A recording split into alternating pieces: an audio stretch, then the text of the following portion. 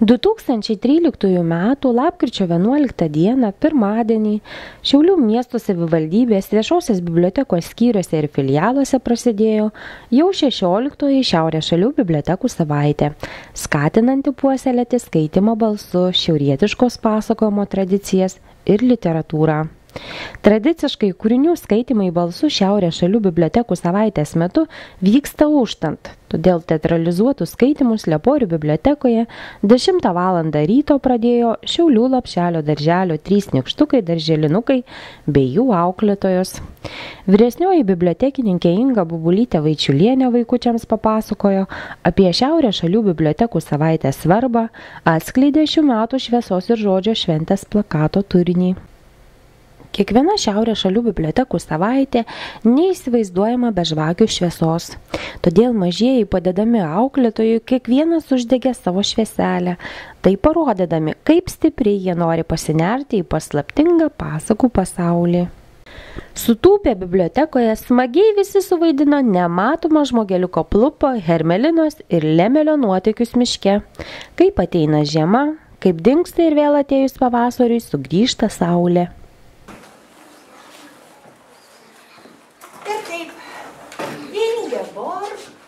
Žiema su Plupu.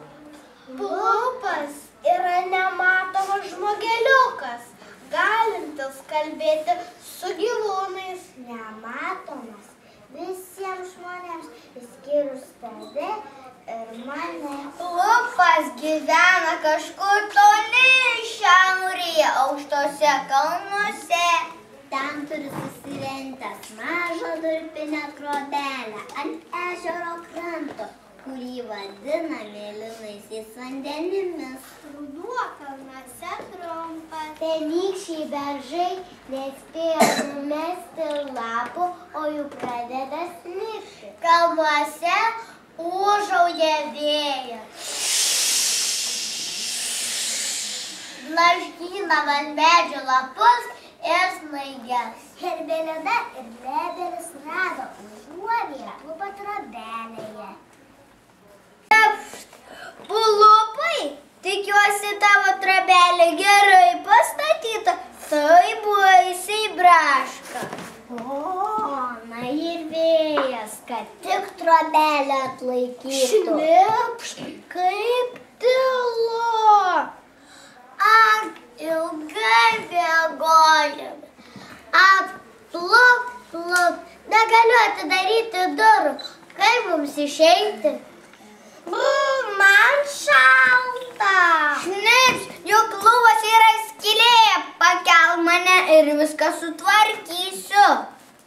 Kilstelk ir mane, aš tikrai pralysiu. O šnips, tik pažvelk, kiek sniego. Ei, Plupai, stumk iš visų jėgų, o mudu kasime sniegą.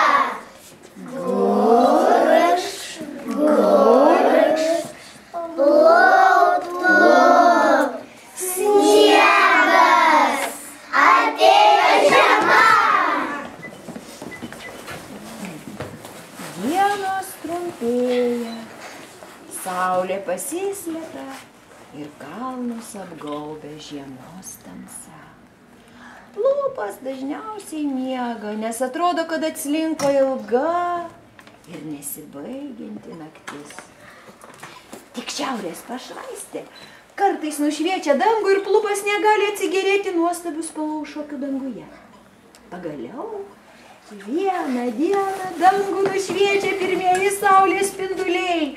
Plupas, Hermelina ir Lemelis užsiropščia ant aukšto kalno ir ten jie stebi grįžtančią saulę. Ak, Plup, Plup, sveika sugrįžusi geroji saulė. Istorijos Žiema su Plupu pabaigoje visi mažieji bibliotekos bičiuliai gavo užpūsti prieš tai uždegtas žvakeles. Atsisveikinę su biblioteka, mažieji sakė, nekantriai lauksė kito susitikimo jau kitame bibliotekos organizuojamame renginyje. 12 valandą dienos į biblioteką sugužėjo Šiaulių Rasos progimnazijos ketvirtokai. Jiems vyresnioji bibliotekininkė paskaitė iš Grenlandijos kilusios rašytojos Lanos Hansen knygos Sila istorija apie klimato kaitą ištrauką. Pasakojimo pradinukai klausėsi be galo susikaupę, vaikams patiko pagrindinio veikėjo Tulugako, turinčio apsaugoti gamtą nuo taršos, kelionę per fantastiškų sapnų ir tikrovės tolius.